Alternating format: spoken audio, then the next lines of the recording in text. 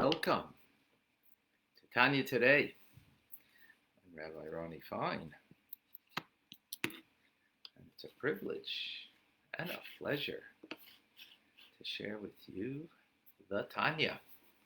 We welcome Robert from Boston. Shalom. Anna is with us from Budapest. Good afternoon. Jean-Anne or Peter, not certain. Welcome. Diane is with us in California, if I'm not mistaken. I remember you're traveling, that I remember. Welcome. Gilise, shalom. Susan in Scranton, Pennsylvania, good morning. Gary, good morning to you. June is in Australia, good evening to you. Davida and Liba in New York, good morning. Darren is with us in the Philippines. Good evening and a good night to Clem in Australia. Simcha is with us in Florida. Heather in Connecticut. Good morning. Eugenia in Calgary. Welcome. Tim is with us in Texas. Irma in St. Martin. Good morning. Ahuva in Seattle. Good morning. Michael, Virginia. Boker Tov. Deborah is with us in Kitchener, Ontario. John in North Carolina is with us. David and Batya in Montreal. Good morning. Dam is with us in Indonesia. Aldo. Shalom. I'm not certain from where. Wherever you are. Welcome. Asher in Tennessee. Welcome. Michael, good afternoon to you in Germany. Who else is with us? Lionel from Johannesburg. Oh, good afternoon. And DJ, good evening to you in Australia. We have with us on Clubhouse, Batya, Vilma, David, Celeste, Liana, Mare, Norm, Marcy, Tenny, Adam, Luz, Tim, Margot. Celeste will shortly. In Clubhouse, we begin to Telebenta. We have Jim, we have can't make out some Yocheved. We have Sarah, Elise, and I think some others I can't make out. We have Katie also in Texas with us, Linda in Nebraska. Beautiful. Okay, wonderful.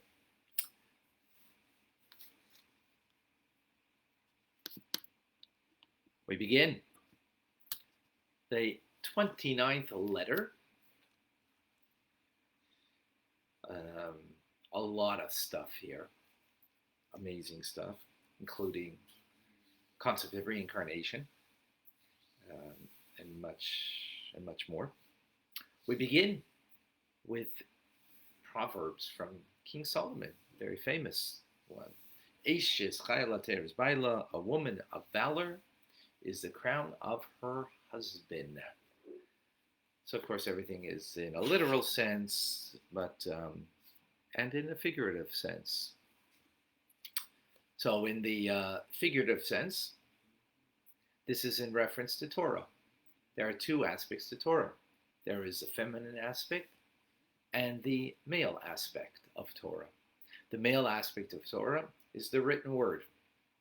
The written word of the 5 books of Moses, or the 24 books of Tanakh. That is the written word. But what crowns it is the feminine aspect, which is the oral Torah. The oral Torah is the crown. Now the Gemara, the Talmud, explains, using the term crown in reference to Torah, that the crown is someone abuses it or misuses it rather, which is, I guess, an abuse, right? And it refers to there, what is the crown? Speaking about Jewish law, halacha. Halacha meaning the path that a Jew takes that is based on Jewish law. And that's in reference to the crown. Someone who misuses it is passes away early, meaning they're responsible for that misuse. So that's one phrase in reference to what the crown is referring to, Jewish law. The Talmud also tells us, the sages, that in the Academy of Elijah, they taught, that whoever studies halachas, Jewish law, is assured a share in the world to come. In the world to come. And what is it in reference to? Halachas, the crown again. So, of course, the Alter Rebbe says we need to understand, why is it that halacha is referred to as the crown of Torah? That if you misuse it, or on the other side of it, if you study it, that you get specifically through the study of halacha, Jewish law, an assurance of a place in the world to come. Why not other Torah study, like Tanya, or other things? We need to understand that. Also, we need to understand that it says our sages say in the Talmud, that even if you studied one single chapter in the morning and one single chapter in the evening, you fulfill that obligation. You fulfill your obligation of Torah study. Now, when you study one single chapter, of halacha, of Jewish law, so why is it one Jewish law that you study, you fulfill your obligation? One in the morning, one in the afternoon. As a matter of fact, for those who are familiar with the morning blessings, we see in the morning blessings there's a reference, or not a reference, sorry, there's the Mishnah, these are things that do not have any limitation to them, and it is a Mishnah that is halacha, Jewish law, that we have part of the prayer service in order to fulfill this teachings, that if you learn one halacha in the morning, one in the evening, you are assured a place in the world to come. So we need to understand that. Now, when we speak about the world to come, we're talking about here Gan Eden, Garden of Eden. Okay.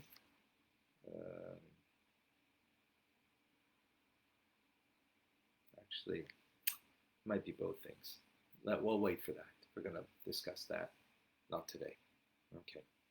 So, some questions we need to understand. It all is predicated on a woman of valor is the crown of her husband. Again, a woman of valor is the crown of her husband. Give me one moment here. I'm going to fix something.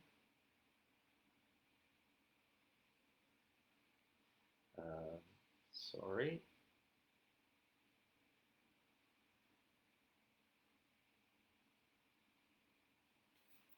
Okay.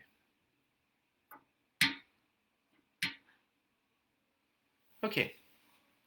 So based on that teachings, the crown, and remember, the metaphor is that the woman is the oral teachings. The crown is specifically Jewish law, as we see in other places.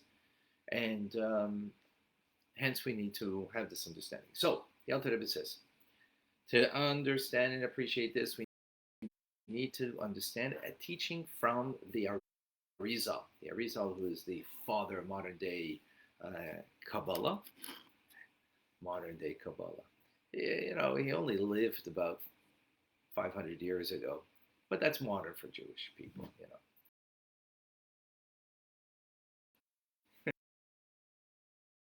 That's recent history, you know. Jewish history goes far, very far back. So, in any case, so he says that for every Jewish soul to be needs to be reincarnated many times. Why? Because they have to fulfill 613 commandments of the Torah, and they have to fulfill it in not just in action, but in speech and in thought. Like, so for example, uh,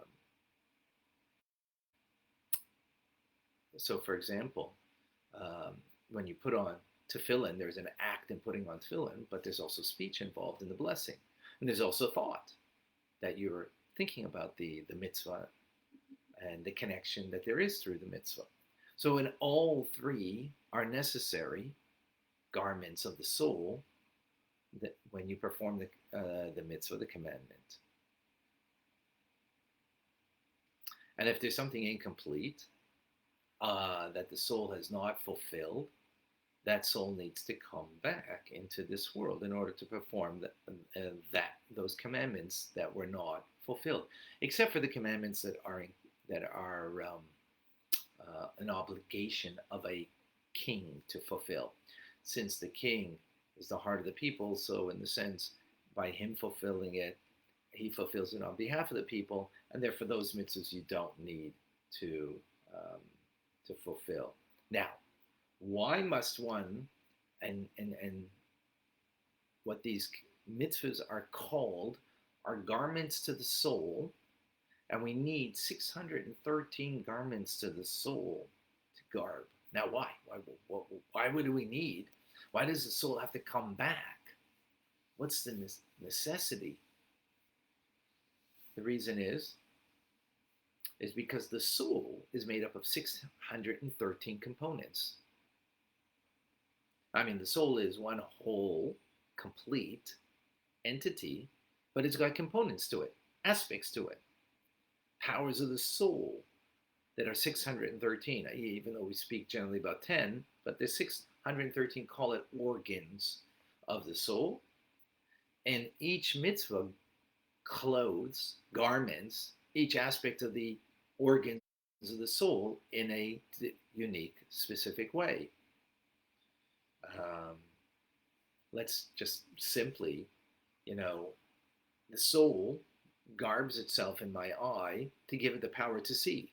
It garbs itself, it encloses itself, an aspect of the soul, in my ear to hear, my tongue to speak. So you get the picture.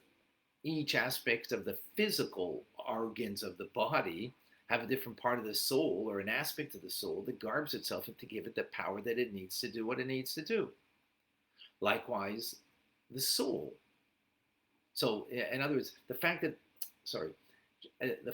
there is a aspect of the soul that garbs in the physical part of the body is because there's an aspect of the soul that has the unique organ of the soul that then clothes itself in the physical organ of the body. So 613 components. If something is lacking,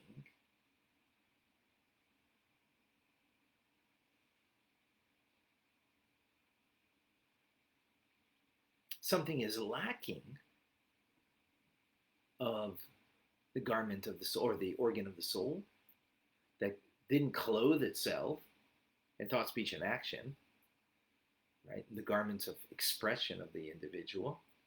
So that soul needs to come back. So the Zohar explains how indispensable these garments are. And as the Alter Rebbe says, an understanding person it'd be understandable to every thinking person. Okay, so let's become that thinking person.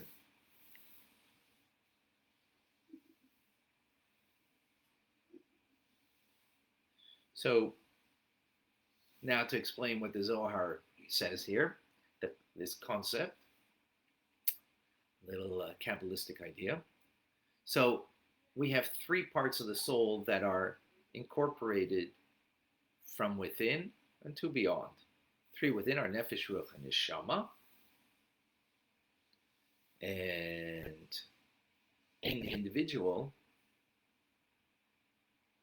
that part of the soul is limited, inherently limited. Therefore, the soul, it's impossible for it to connect to the infinite of God unless there was some, well, we'll see. We'll see how. Even a radiation of a glimmer of the light of God that would be contracted upon, an intense contraction is referred to this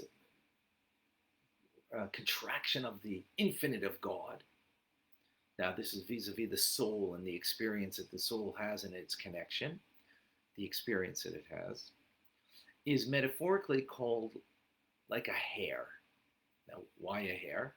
So just like the hair on one's head, right?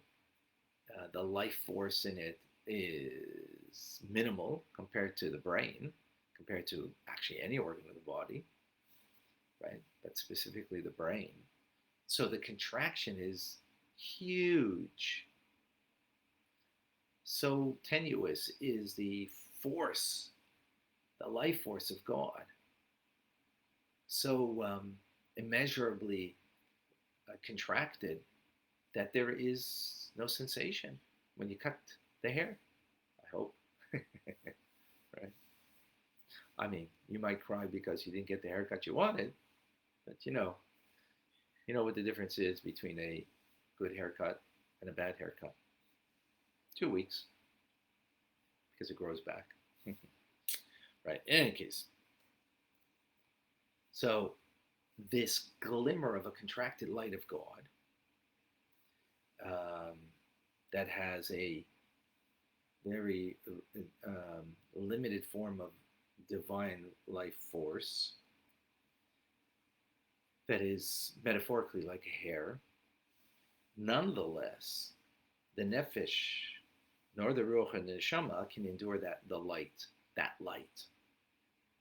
Why? Because that light, although it is very much contracted, is good, it's sweet, it's intense that a created being can't receive it without expiring of the soul. It is pleasant, noyam, ne'imais vareves musikus, pleasant, agreeable, sweetness, a real delight. This is what's called delighting in God. That the soul's thirst for that pleasure, but the soul doesn't have the power to absorb that pleasantness, that pleasure. Because why? There's a husk, a limitation of the soul in the body, and therefore it doesn't have the capability.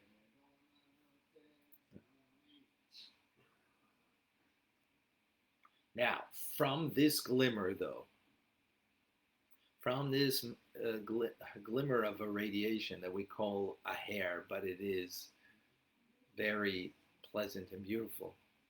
Interesting hair also, even though it's tenuous, the the life, right? But yet, hair, is very, brings a beauty to a person, brings a pleasantness, and so on. So from there, that life force, which we're going to get back to later what that means, a garment is created.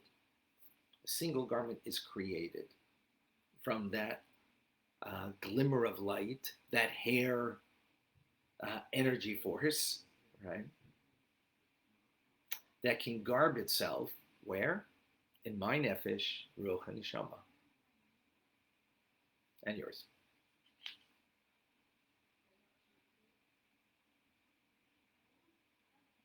And this is a ray of light of godliness that we can apprehend. And we wouldn't become nullified by it. It's not so powerful. It's a garment.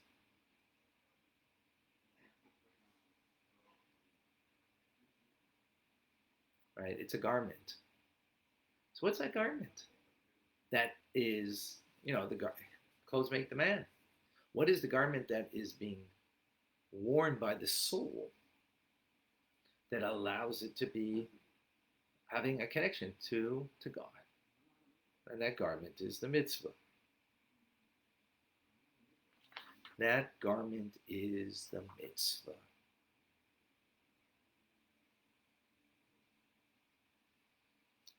Right? By doing the mitzvah, we create this garment for the soul. 613, um, 613 components of the soul, which need 613 mitzvahs to garb it. The soul is not being connected or being garbed, and in other words, apprehending the glimmer of the light of God that's contracted, that is called a pleasurable light. We're going to learn more about that, how you connect to that. But the soul does, through the mitzvah, create that garment that the soul now is connected to, or it's garbing the soul. So with this now, we can understand the concept of how the soul needs all of the mitzvahs, and if one is lacking in mitzvah, so the soul needs to return in order to have its completion, its fulfillment, its fullness.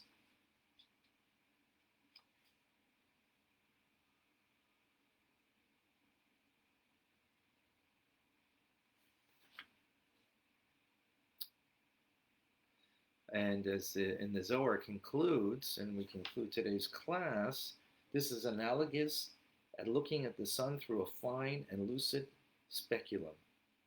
As it says, Moshe entered in the midst of the cloud and he ascended the mountain.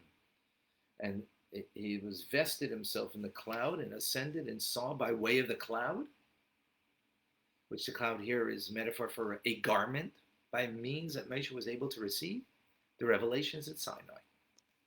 Right? He was on top of the mountain by way of the cloud. He was able to perceive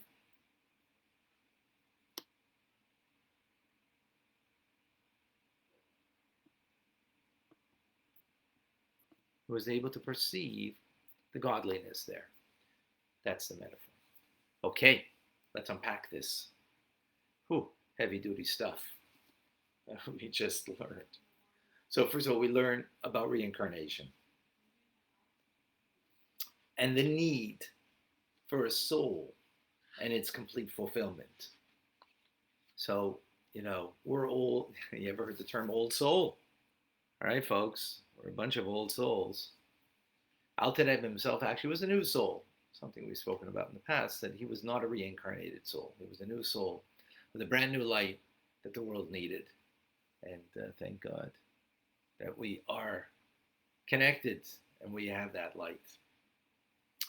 So, so that concept, I hope, was clear. I hope that was a clear concept. Furthermore, in Torah, we have the male and female parts of Torah. Why would that be? Male and female parts of Torah is because everything in the universe, in God's creation, there's a male and female. Two opposites, actually. Right? As male and female are. Why are they opposites? They're not just physically opposite, biologically opposite, or different. Opposite, I'm going to even say opposite, right? But, and not just that, but spiritually they are.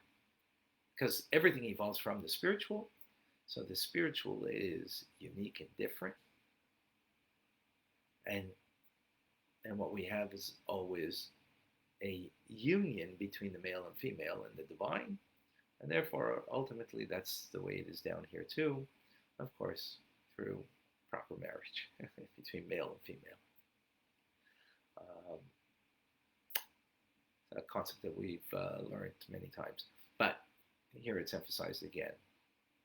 And of course, where we're going with all this is to understand the uniqueness of the crown, which is Jewish law, which, by the way, is part of the teachings of Maimonides that we do every day of Rambam at 1 o'clock. Please do come and join us, that you can have your learning of Maimonides and your connection to the crown.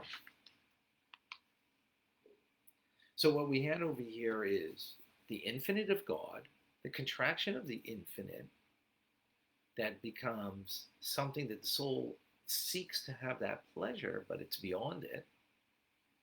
And then there is what the soul does get through the mitzvah, creates a garment for the soul, 613 mitzvahs to clothe, to garment, to be enclosed by, 613 commandments, mitzvahs.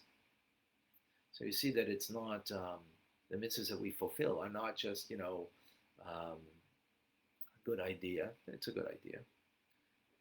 It's not just even a godly idea that's beyond our appreciation and understanding, but we can now have an appreciation of the need of the mitzvahs and, the being careful with all mitzvahs as best as we can, or at least, working on becoming more and more careful with mitzvahs, because that allows our soul to be complete.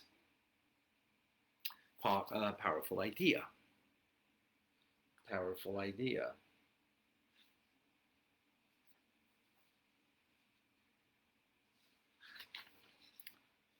So it's just the beginning. We're going to continue. Questions?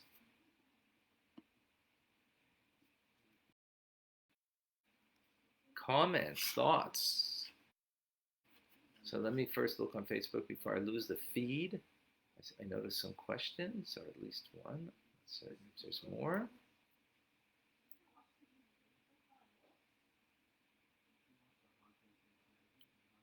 Oh, maybe just one for the moment.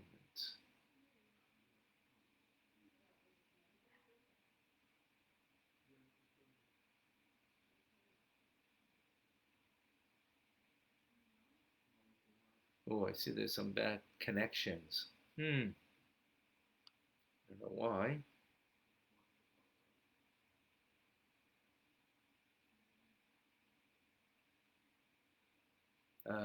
Davida, will our souls be cleansed when Mashiach comes?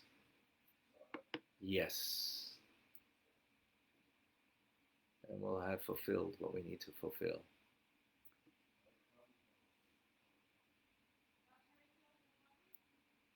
Okay.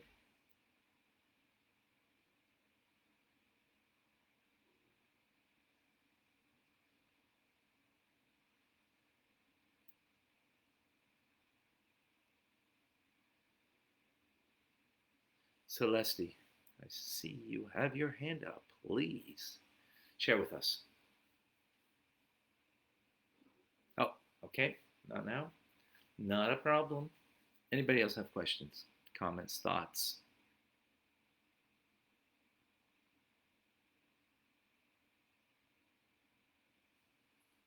Okay. Pretty good that it's so clear. I'm impressed.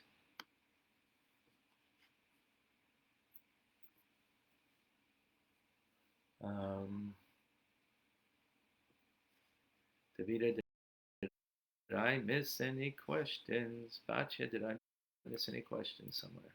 Oh, John, how does one know which mitzvah one needs to perform in a reincarnation? Excellent question. So, to say for certain, that might be a difficulty, but to get at least an inkling of what might be the mitzvah that you need to fulfill is in two ways. One is that mitzvah that really talks to you, that really touches you, is going to be your gateway that the other mitzvahs also go through. We're going to do all the mitzvahs, but that one that really talks to you is a gateway. So that you got to give it your all, thought, speech, and action. And perhaps that's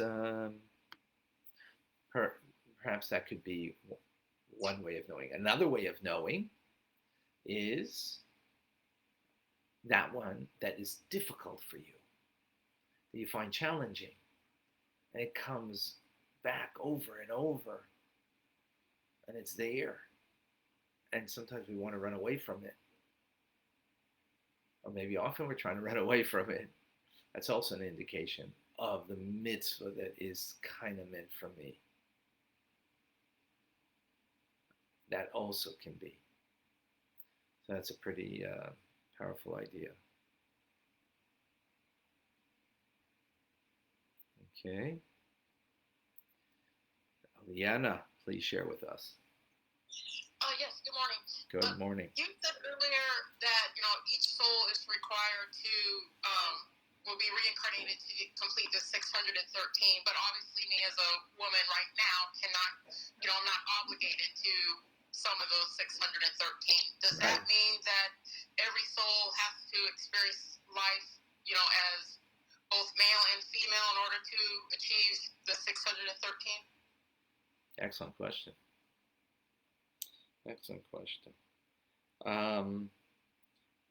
I don't think so. I actually really want to look more into that. I don't think so, but one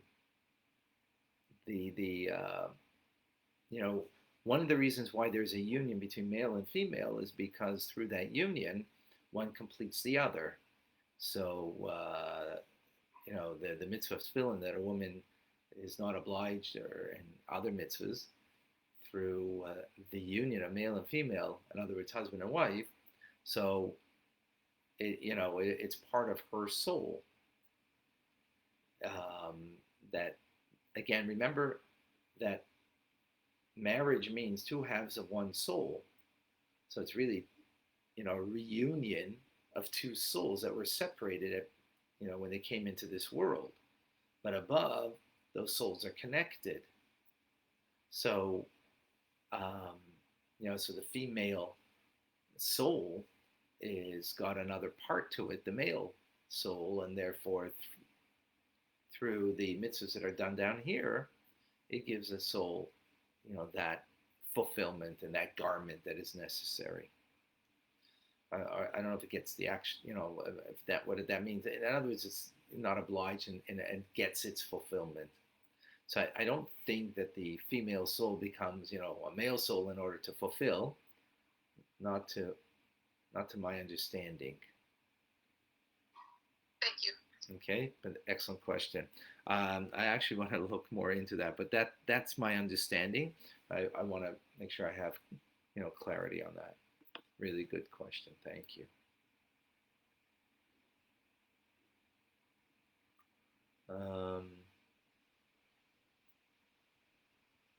Okay, Liba, if you have a question on Instagram, it's I can see, is reincarnation soul cleansed before coming back? Is it cleansed? Of course, of course it's cleansed. A new baby comes into this world pure, right? The baby comes in pure. Yes, absolutely cleansed. Yeah. Good question.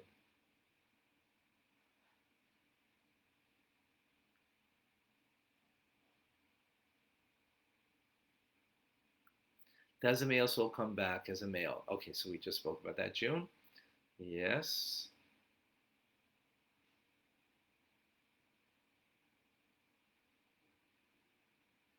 Okay. Any other questions? Any other thoughts?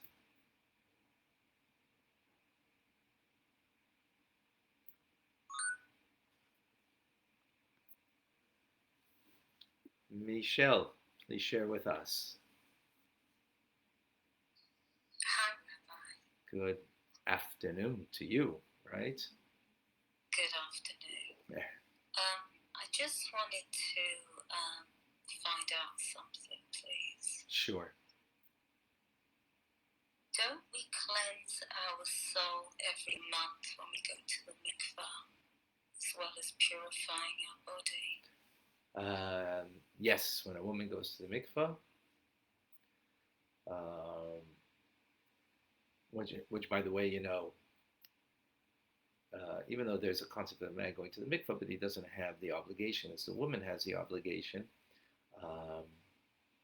And just to bring out the idea of the two halves and how they fulfill each other, so to speak, right? So that brings out that point on the other side of the coin, so to speak. So is there a purification? Absolutely there is. But can a woman just fulfill that one mitzvah and no other mitzvah? No. How come? Because the soul has 613 components to it, right? Organs, metaphorically, that the organ needs to be clothed with the mitzvah. So it necessitates, Shabbos and, kosher and, all the other mitzvahs that we do. By the way, I'm surprised you didn't ask this question, but aren't there mitzvahs that we don't even have a capability of fulfilling them today? Right? Like, bringing an offering on the altar, and many other things that we don't have today because we don't have the holy temple. Right? The mitzvah of Aliyah L'Regel, the mitzvah of going up to Jerusalem for the holidays and celebrating there. So, two things. One is, our soul may have fulfilled that already, 2,000 years ago, that particular mitzvah. Secondly, there's another way we can fulfill it, and that is by the study of it. That's why by the study of Rambam, Maimonides, when we learn it every day, as we're doing, by the way, good plug for it, 1 o'clock today, every day, Sunday through Friday, that when you study an area like we're doing now, we're studying the law of Meiser, of tithing agriculturally. From there comes the mitzvah to tithe money to give to charity. But, the basis of the mitzvah is the tithing of one's produce that one would biblically, at least, use for themselves to eat. And you have to give a tenth of it to the Levite, to a Levi from the tribe of Levi, back in the day. So you can't do that today. So our soul may have fulfilled that already 2,000 years ago. But another way that we also have a capability is through the study of it. As our sages say, that when you study it, it's like, at least maybe in action you don't have it, but you have it verbally, expressing it in verbally and in thought, because in the understanding of the mitzvah. So another good reason why to learn Rambam. All right, folks. Some more questions over here. Ooh. We're getting questions now. Okay, so Michael says he thinks he's reincarnated many times. Because I've never heard the 6. Oh, you never. No, I don't know if you're. I don't think each time you have to be reincarnated for one mitzvah. Well, it could be. It could be that a soul comes only to fulfill that one thing it needs.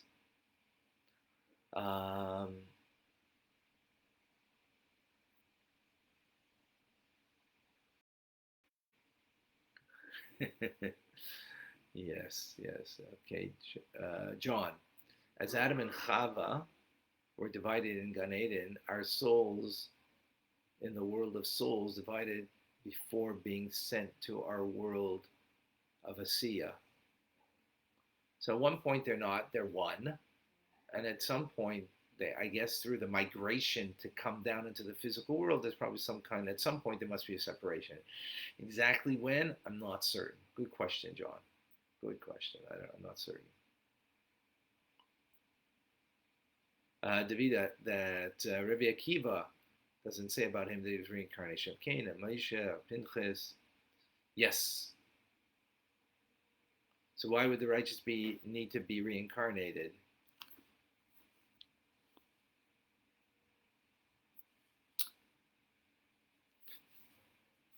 Good question.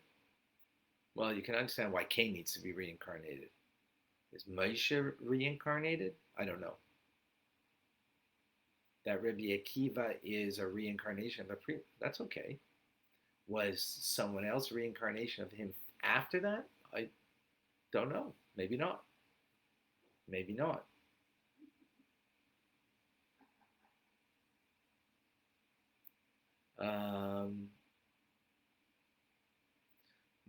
Michael,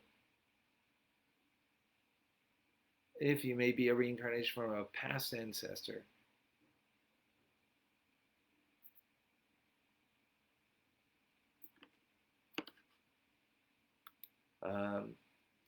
Possibly. Possibly. Okay. Possibly. All right, folks. Amazing.